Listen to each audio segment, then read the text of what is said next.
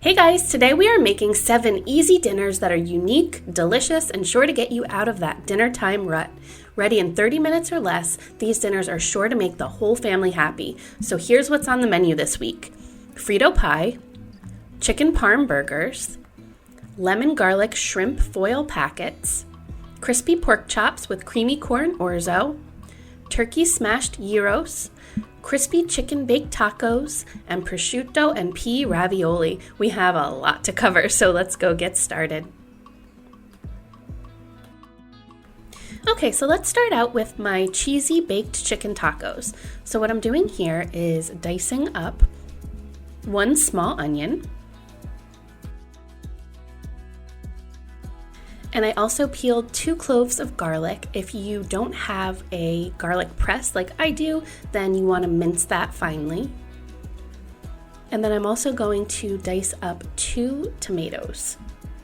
And we just want to remove as much of the seeds and pulp as we can so that it doesn't add too much water to the dish.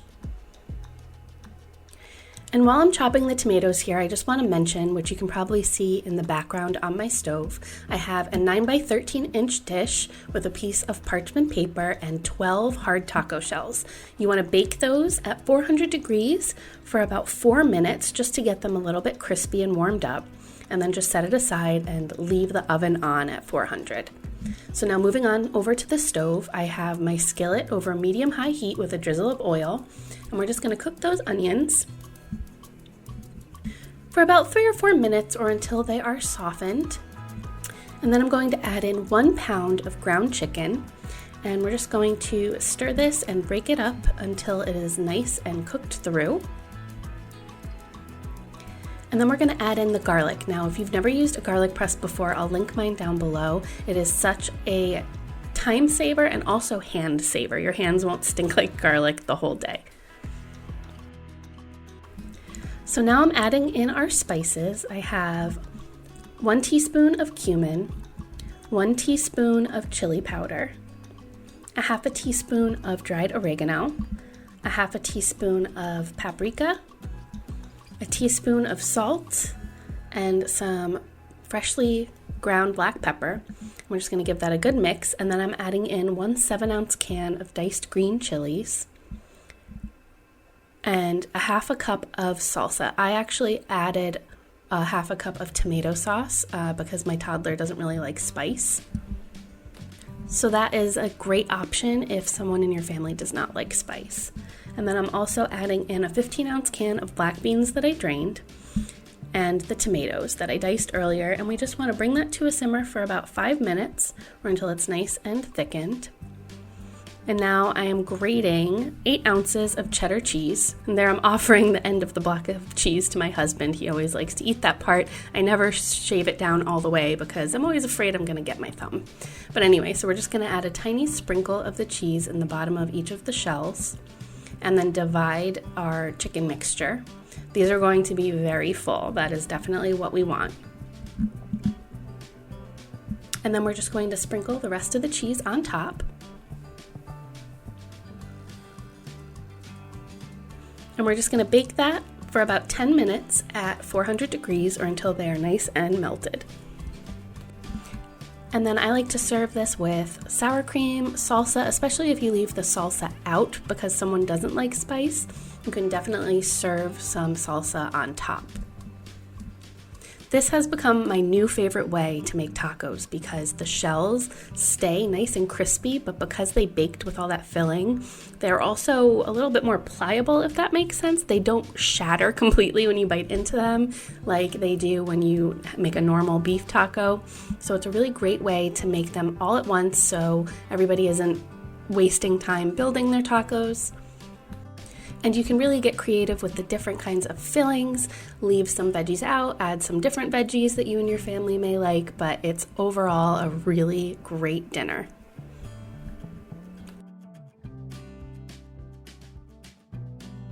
So now moving on to my crispy pork chops with creamy Corn Orzo. So I have 4 pork chops here, and I'm just going to pound them to 1/4 inch thick. And then I'm going to make my dredging station, and as you can see, the chaos going on. My toddler was standing in his little stand next to the counter helping, and it's always interesting at dinner time, but I wouldn't have it any other way. So on my plate, I have 2 cups of panko, and to that I'm going to add a sprinkle of salt and pepper and a half a teaspoon of garlic powder. And then in my bowl, I have 2 large eggs, and to that I'm going to add a teaspoon of Dijon mustard and a 1/4 cup of flour with some more salt and pepper. And if you haven't seen me do this trick before, I like adding the flour into the eggs when I'm using panko because it makes more of a paste that the panko can adhere to rather than just the egg. But you can, of course, leave the flour out. Okay, so now for my pork chops, I patted them dry and sprinkled on some salt and pepper. I like to always season every layer when I'm cooking. So you really don't need much salt, just a tiny bit in each of these layers.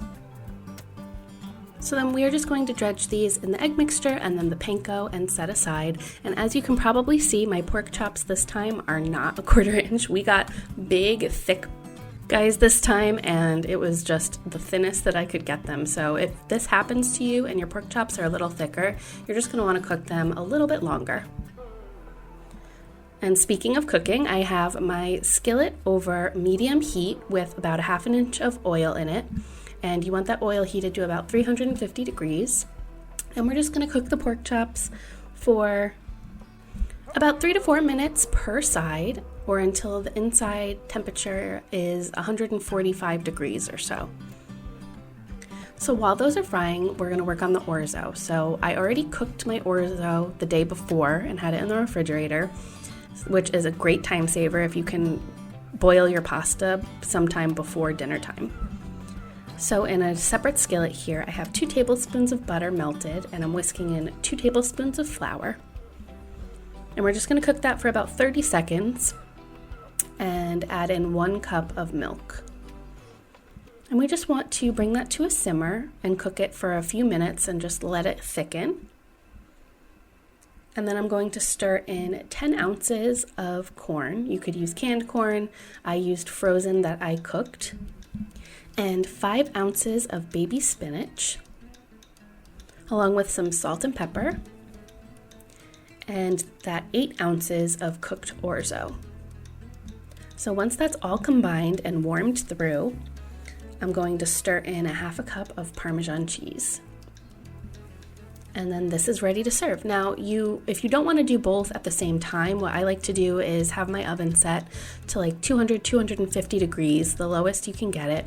And you can just pop the pork chops in the oven while you're assembling the pasta. And having it at that lower temperature just ensures that they don't get really dried out.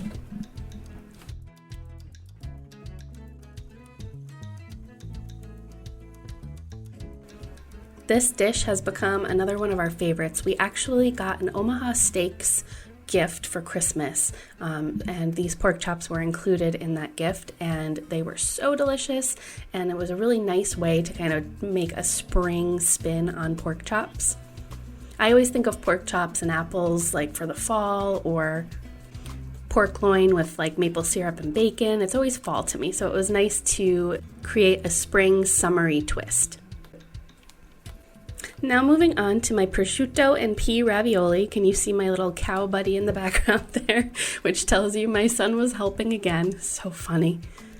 So I have my skillet over medium-high heat, and I just have 4 ounces of thinly sliced prosciutto. We just want to fry it for a minute or 2 per side until it gets a little bit crispy. And then we just want to set that aside and chop it up.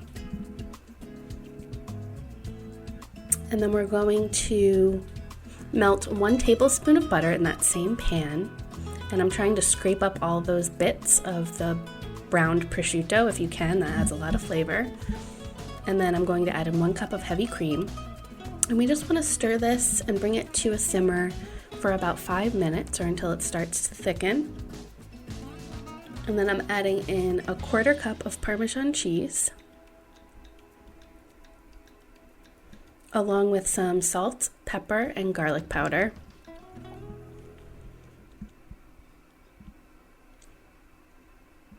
And I have my ravioli boiling in the background there, according to the package directions. And what I like to do is scoop the ravioli right out of the pasta water because that brings some of the pasta water into the sauce, which will help thicken it. So as long as you have them going at the same time and the ravioli won't be too overdone, I would scoop them right into the pan. And then I'm also adding in 8 ounces of peas, half of that prosciutto, some fresh mint, and we just want to cook that for about 2 minutes, just let everything thicken up. And then we are going to serve that with some more of the prosciutto and mint on top. Again, this is such a great dinner that has that spring, summertime twist. We tend to have ravioli and other types of pasta pretty frequently during the week, so I just wanted to make it a little bit more fun, a little bit more different, so it didn't feel like we were just eating the same thing over and over again. And the combination of that salty, crispy prosciutto with the fresh mint and sweet peas and that cream sauce, oh my gosh. Even my toddler went crazy for this. All right, so now moving on to my lemon garlic shrimp foil packets. So in my bowl here, I am zesting 1 lemon, and then I am going to add the juice, along with 2 cloves of minced garlic, some fresh parsley, 1 teaspoon of smoked paprika, 1 tablespoon of oil, and some salt and pepper. And then I have 1 pound of jumbo shrimp that I'm just going to stir into that. And we're going to set that aside. You can even do this in advance and let the shrimp marinate in there. That's even better. So once that's all combined, we're going to assemble our packets. So I have 4 rectangles of aluminum foil here that I just brushed with a little bit of oil. You could also use some cooking spray. And we're just going to divide the shrimp, keeping them close to the center. And then I have about 1 pound of fresh asparagus that I trimmed, and I'm just going to add that to the other side. And then I'm going to drizzle a little bit more oil on the asparagus along with some salt and pepper. And then we just want to crimp this up into like a boat and place a tablespoon of butter on each one and then seal it. You want to leave some air and space in the top. You don't want it too tight on the shrimp, but you want to make sure all of the edges are closed so we keep all that steam in there. So my oven is preheated to 425 degrees and we are going to bake the packets for 15 to 20 minutes and then let them rest for 2 minutes before opening them. And while those are cooking, we're going to work on the garlic bread. So I have 1 loaf of Italian bread that I cut down the middle and 6 tablespoons of softened butter. It could have been a little softer, to be honest. And I'm just going to spread that on both sides and add some garlic powder, paprika, salt, and fresh parsley. And when the shrimp come out of the oven while they're resting for those 2 minutes, I'm just going to put this under the broiler until it gets nice and golden brown. And then I like to cut it into strips for dipping because there's a lot of that juice in the packets with all of that flavor from the garlic and butter and lemon juice. Oh my gosh. I think having that garlic bread on the side just elevates a simple, healthy dinner. While it's not the healthiest thing in the world, it just makes it a little more exciting, especially for kids, to have their nice lean shrimp and veggies with that crusty, garlicky bread. And I just like to serve the packets with some lemon wedges and some more fresh parsley. So now moving on to my chicken parm burgers, I have my skillet over medium-high heat here, and I have a half an onion finely diced that we're just going to cook until it's softened, about 5 minutes. And then I'm going to add in 2 cloves of garlic, minced, And then we're just going to let that cool and add it to a bowl.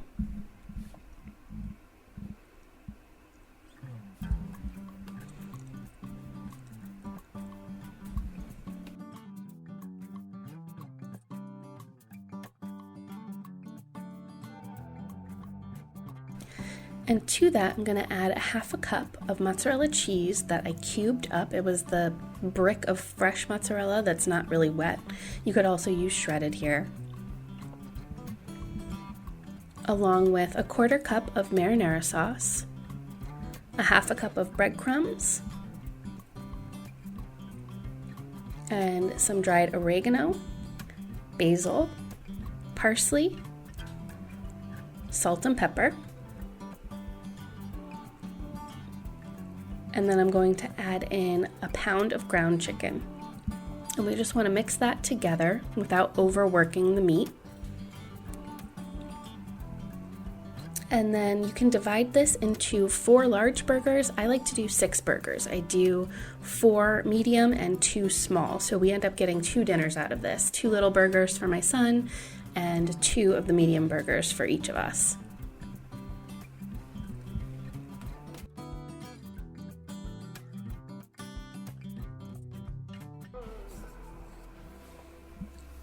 So then I have an additional half a cup of breadcrumbs on a plate, and we're just going to dredge those patties into the breadcrumbs and move over to the stove.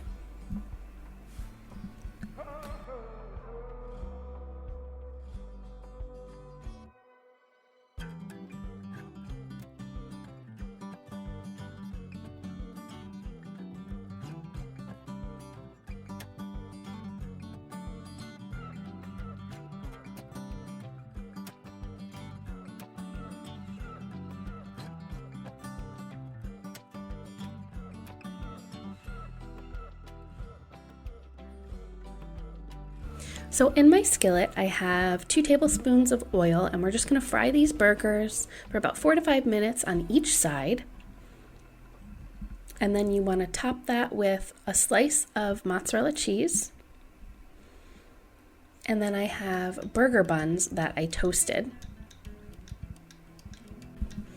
And I'm going to place the burgers on the buns, top with some more marinara sauce and some fresh basil leaves.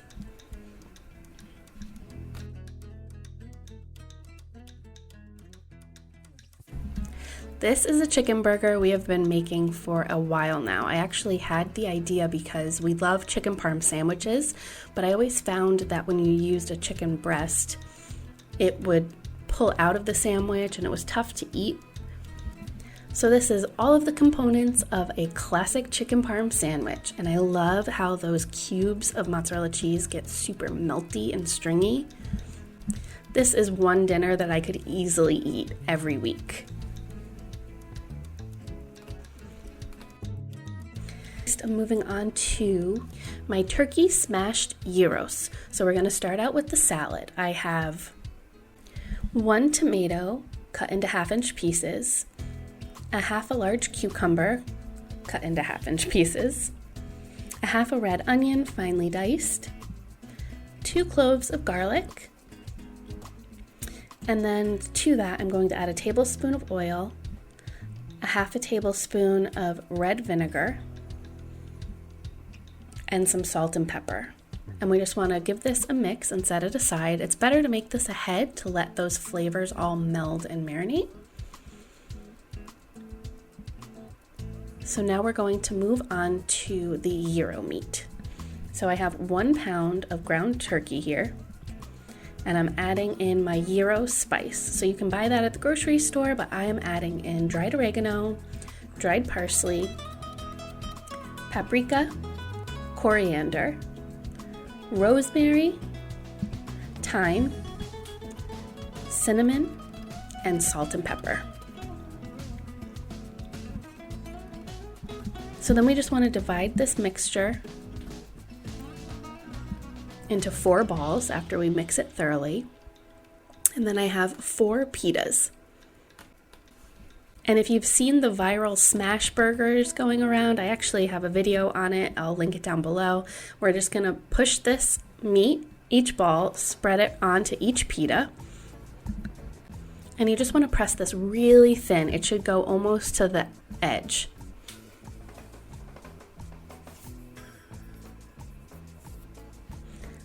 So then on my skillet, I have some oil heating over medium-high heat. And I'm going to add each of these pitas meat side down. You have to cook them one at a time. And we're just going to cook for 2 to 3 minutes. And then flip it and cook an additional 1 to 2 minutes. These are so simple, but so good and different. So to serve these, I am just drizzling on some store-bought tzatziki, along with our cucumber tomato salad and some crumbled feta. And as I said before, I know the smashed burgers on tortillas is a huge thing. I've made them before, and that's what inspired me to make this recipe, because my husband and I love gyros, but we never really get to eat them. We never make them. And this was just a more family-friendly, easier way to eat them, and a great way to introduce some new flavors to our toddler. And last but not least, we are moving on to my Frito pie. So I have my cast iron skillet because we're going to be placing this in the oven, but you can use any skillet that is oven safe. And I have some oil over medium-high heat, and to that I am adding 1 onion, finely diced, and 1 bell pepper, diced. And we just want to cook that for about 5 minutes or until they're slightly softened. And then I'm adding in 1 pound of ground beef. And we just want to cook that and stir until the ground beef is fully cooked.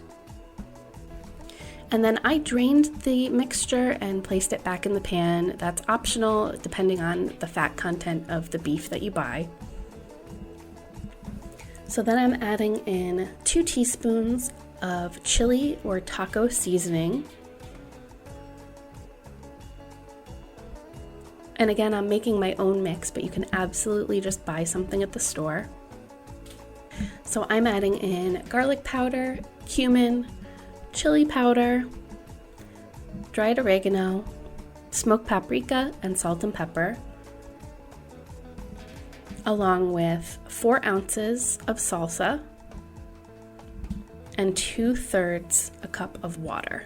Now this time I did use the salsa because my toddler still won't eat ground beef, so he ended up having something different on the side this night.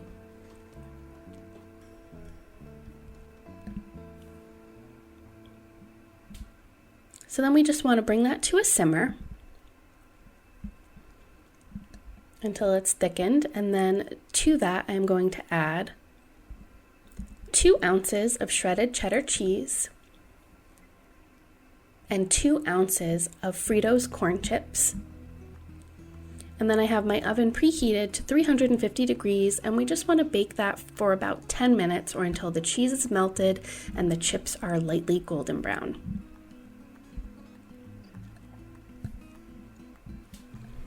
This is definitely a really kid-friendly dish, especially having those chips on top. I thought it might entice my toddler to try it, but he ended up just eating the Fritos off the top. So we tried, but it's definitely family-friendly and just so incredibly delicious. I really hope you guys enjoyed coming along and making a week of dinners with me. Again, I've been trying really hard to get out of our rut of making the same things over and over again during the week. Even though these are a little bit more involved than your average just throwing something together for dinner, they're still really easy to get on the table in under 30 minutes for a quick weeknight meal that's just a little bit more special. I hope it inspires you to give some of them a try. If you do, please be sure to leave me a comment down below and let me know what you think. All of these recipes are listed on my website, cinderellasapron.com. The link is down below in the description box. Thank you so much for watching until the end, and we will see you in the next one. Bye.